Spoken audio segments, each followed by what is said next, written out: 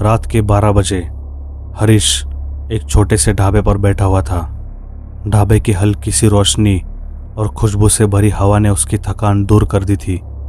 उसने खाना ऑर्डर किया क्योंकि अब उसकी सवारी सीधा सुबह 5 बजे तक चलने वाली थी। कुछ भी करके उसे सुबह 5 बजे तक माल पहुंचाना था। फिर क्या, गर्मा गर्म दाल चावल और रोटी सब्जी खाने के बाद उसने ढाबे के बाहर आकर एक गर्मा गर्म चाय ली और सिगरेट जलाई। सिगरेट पीने के बाद वो ट्रक के अंदर चढ़ गया। उस हाईवे पर लाइटें कम थी, लेकिन क्या फर्क पड़ता है।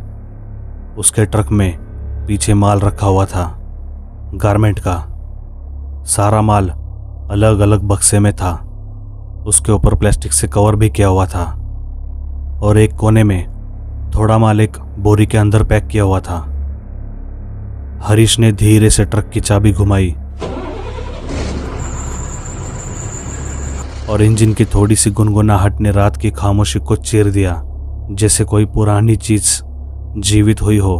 उसने धीरे से क्लच दबाया और हाथ को गियर पर रखा। चाबी को एक और बार घुमाते ही इंजन ने गहरी दहाड़ लगाई और अपनी रोशनी सामने फैला दी। ट्रक की हेडलाइट हाईवे पर छोटी छोटी रोशनी के दाने बिखेर रही थी। हरीश ने धीरे से ट्रक को गियर में डालकर आगे बढ़ाया, लेकिन एक पल के लिए उसे ऐसा लगा कि रात के अंधेरे में कोई उसकी हर एक हरकत देख रहा है। आज रात की ठंड कुछ अलग ही लग रही थी।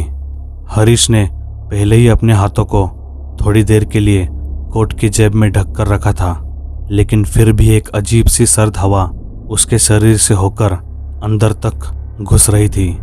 वैसे तो रात में ट्रक चलाना उसके लिए एक आम बात थी, एक आदत जो सालों की मेहनत और प्रयास से बनाई थी। पर आज की रात हर रात जैसी नहीं थी। ऐसा लग रहा था कि यह रात खुद ही जिंदा होकर हरीश के आस पास छुपी हुई है। लेकिन हरीश का ध्यान अब रास्ते पर था, क्योंकि वहां उस वक्त सड़क पर लाइटें नहीं थी।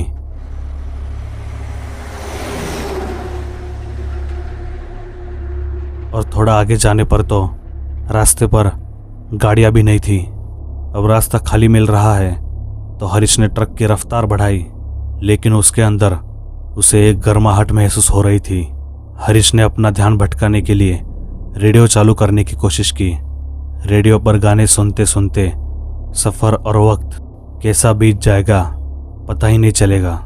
लेकिन उसने 2-3 बार रेडियो चलाने की कोशिश की, पर रेडियो सिग्नल पकड़ ही नहीं रहा था। फिर हरीश ने तंग आकर रेडियो साइड में रख दिया और रास्ते पर ध्यान दिया। तभी थोड़ी देर बाद उसे पीछे से एक हल्की सी आवाज़ सुनाई दी।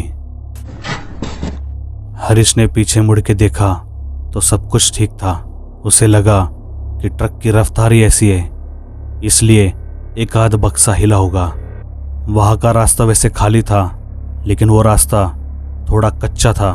बीच बीच में गड्ढे भी थे वहाँ, इसलिए हरीश ने ट्रक की रफ्तार मध्यम गति पर रखी। पर कुछ ही पलों में उस रेडियो से कुछ आवाज़ें आने लगी। हरीश को लगा कि रेडियो को सिग्नल मिल चुका है, तो उसने रेडियो हाथ में लिया। लेकिन रेडियो के अंदर से किसी के खुसफुसाहट की आवाज़ें आने लगी। वो ना तो कोई गाना था और ना ही रेडियो का सिग्नल था। ये सब सुनकर हरीश के हाथों से रेडियो गिर गया और उसका दिल तेजी से धड़कने लगा। रेडियो की आवाज़ें अब और भी भयानक हो गई। हरीश ने हिम्मत करके वो रेडियो उठाया और उसका बटन बंद कर दिया। ट्रक के अंदर अचानक शांति छा गई, पर वो शांति भी अजीब थी। हरीश ने अपने आप से कहा, सिग्नल भी नहीं था, फिर ये आवाज़ कैसे आई? वो ये सोच ही रहा था कि तभी पीछे से आवाज़ें आने लगी। इस बार आवाज़ें तेज हो गई थी और तो और ऐसा लगा कि कोई पीछे बैठा है और उसकी हाथ की कोनी ट्रक पे लगी हो। ऐसा 2-3 बार हुआ था। उसने पलट कर देखा, लेकिन कुछ समझ नहीं आ रहा था, क्योंकि पीछे कोई इंसान नहीं था। उस रास्ते के दोनों तरफ बड़े बड़े पेड़ थे।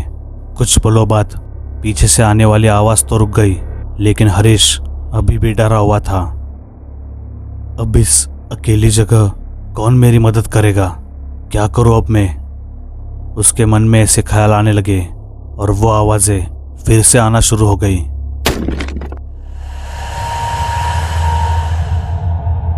उसने उन आवाज़ों को नज़रअंदाज करने की बहुत कोशिश की, पर अब वो सिर्फ साधारण आवाज़ें नहीं थी। अब वो आवाज़ें कुछ ज़्यादा ही आने लगी। ऐसा लगा कि कोई जानबूझकर वो आवाज़ें निकाल रहा हो। हरीश को यह आवाज़ें सहन नहीं हो रही थी, इसलिए उसने ट्रक रोकने का सोचा। लेकिन जैसे ही उसने ब्रेक दबाने का सोचा, तभी ट्रक के पीछे रखे हुए प्लास्टिक से ढके बक्सों में से एक चीज ने जोर से धक्का मारा। हरीश इतना डर गया कि उसकी परछाई तक कांपने लगी, क्योंकि ये कोई बक्सा या बोरी का हिलना नहीं था। ये तो जैसे कोई अंदर से बाहर निकलने की कोशिश कर रहा हो। हरीश ने पूछा, कौन है वहां? हरीश की ये आवाज़ केबिन में ही दब कर रह गई। उसकी ही आवाज़ उसे पराई लग रही थी। पीछे से किसी ने जवाब दिया ही नहीं। हरीश ने एक पल को स्टीयरिंग कस के पकड़ा और जोर से ब्रेक दबाया। ट्रक एक झटके से रुक गया। रात का सन्नाटा उसके केबिन के चारों तरफ चादर सा बिछ गया। हरीश धीरे से सीट से खड़ा हुआ। वहां इस कदर खामोशी थी कि उसके खुद के सांस लेने की आवाज़ उसके अंदर उठते डर को और ज़्यादा उभार रही थी। हरीश ने ट्रक का दरवाज़ा खोला और बाहर देखा। बाहर बहुत झाड़ियाँ थी और ठंड तो कम होने का नाम नहीं ले रही थी। फिर वो नीचे उतरा और धीरे धीरे ट्रक के पीछे जाने लगा। जैसे ही वो एक एक कदम आगे बढ़ा रहा था, वैसे ही उसका डर और बढ़ रहा था। पीछे जाकर उसने कपड़ा हटाया और अंदर देखा तो बक्से और बोरी अपने जगह पर मौजूद थे। उसने थरथराते हाथों से बोरी के ऊपर का प्लास्टिक हटाया तो बक्से और बोरी जैसे कि तैसी थी। फिर यह आवाज़ें कहाँ से आ रही थी? हरीश को पता था कि वो इंसानी आवाज़ थी। अगर किसी चीज़ की होती तो वो समझ जाता। तभी हरीश को याद आया कि उसे जल्द से जल्द माल पहुंचाना है। इसलिए वो झट से अपने केबिन में आकर बैठ गया और ट्रक शुरू किया। पर वो रात अब जाग उठी थी, मानो हर परछाई उसकी हरकत देख रही हो। लगभग 3 बजे हरीश को रास्ते के कोने पर एक छोटी सी रोशनी दिखी।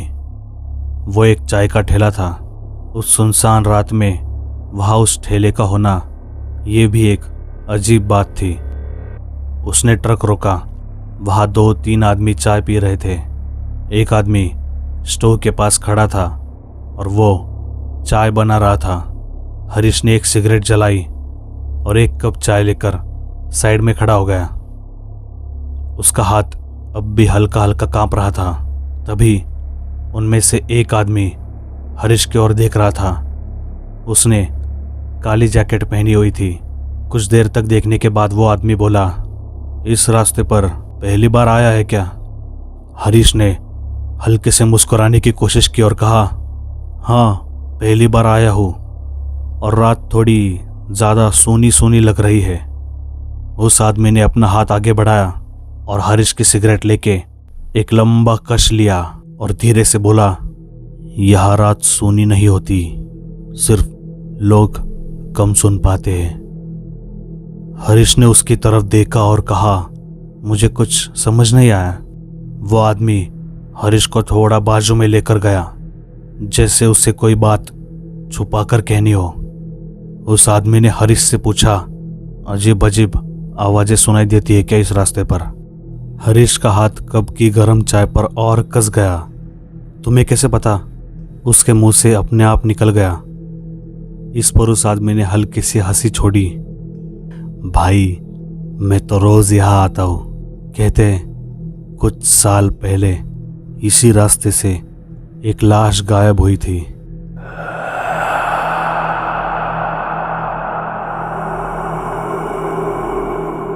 अब ये पता नहीं कि वो लाश किसकी थी, कौन ले जा रहा था, कहाँ ले जा रहा था। ये बात हरीश के कानों में पड़ते ही उसकी रूह कांप उठी।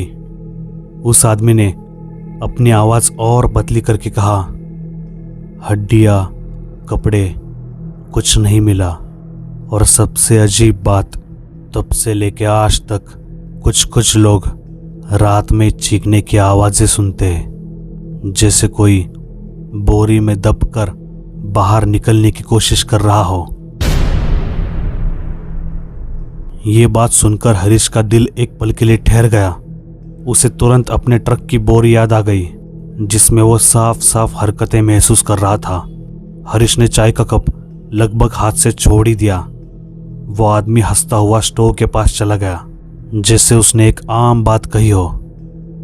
हरीश को लगने लगा कि हवा और ठंडी हो गई है। डर के मारे उसकी आवाज गले में ही अटक गई, लेकिन अब वो इस डर को लेकर डिलीवरी देने तक नहीं जी सकता था। हरीश ने उस ट्रक की ओर देखा और वो समझ गया कि हालात अब ठीक नहीं है। उस आदमी की बात सुनकर वो ट्रक की ओर जाने लगा। उसे देखना था उस बोरी में दरअसल है क्या। हरीश ट्रक से बस 10 कदमों की दूरी पर था, लेकिन वो अंतर अब उसे बहुत बड़ा लग रहा था। उसके कदम जैसे जैसे आगे बढ़ रहे थे, वैसे वैसे वो सारी आवाजें उसके कानों पर पड़ रही थी। फिर वो ट्रक के नजदीक पहुंचा और उसने वो कपड़ा हटाया। हरीश उस बोरी को देखने लगा। उसका शरीर पूरा कांप रहा था। ट्रक के अंदर जाकर फ्लैशलाइट ऑन करके उसने उस बोरी को खोलकर देखा, लेकिन वो बोरी पूरी तरह खाली थी। उसके अंदर बस भूसा भरा हुआ था। हरीश नीचे उतरा और उसकी नज़र उस चाय के ठेले पर गई। वहाँ वो आदमी हरीश को देखकर जोर जोर से हंसने लगा। हरीश झट से ट्रक में बैठ गया और वहाँ से निकल गया। उस वक्त हरीश का वही सही निर्णय था। फिर सुबह के 5 बजे पूरब की दिशा में हल्की सी लाली फैलने लगी। जब वो कंपनी के गेट पर पहुंचा, तब गार्ड ने एंट्री लिखी और हरीश ट्रक साइड में लगाकर उतर गया। कंपनी का एक वर्कर ट्रक से माल निकालने के लिए पीछे गया और उसने पूछा, माल निकलवा दे। हरीश ने हाँ कहा। हरीश ट्रक से उतरने वाला ही था कि पीछे से वर्कर की एक आवाज आई, माल तो सही लग रहा है, लेकिन ये बोरी क्यों रखी है बीच में, आपकी है क्या? ये बात सुनकर हरीश घबरा गया और उसने उस वर्कर से उल्टा सवाल पूछा, क्यों, आपका ही माल है ना, वो बक्से और वो बोरी भी? उस वर्कर ने कहा, नहीं, हमारी कंपनी का माल तो सिर्फ बक्सों में होता है, ये बोरी हमारे नहीं है। हरीश ट्रक से उतरा और पीछे गया। वो उस बोरी को बस घूरता रह गया। वो बोरी जो रात भर हिलती रही, जिसमें से रात भर आवाजें आ रही थी, वो बोरी उस कंपनी की नहीं है, मेरी नहीं है, तो किसकी है? किसने डाली मेरे ट्रक के अंदर? इस सवाल का जवाब हरीश को कभी नहीं मिला। और यहीं पर इस कहानी का अंत होता है। अगर आपको ये कहानी पसंद आई हो तो वीडियो को लाइक ज़रूर कीजिए, अपने दोस्तों के साथ शेयर भी कीजिए, और अगर आप अपने इस चैनल पर नए हो तो सब्सक्राइब करना मत भूलना। शुक्रिया।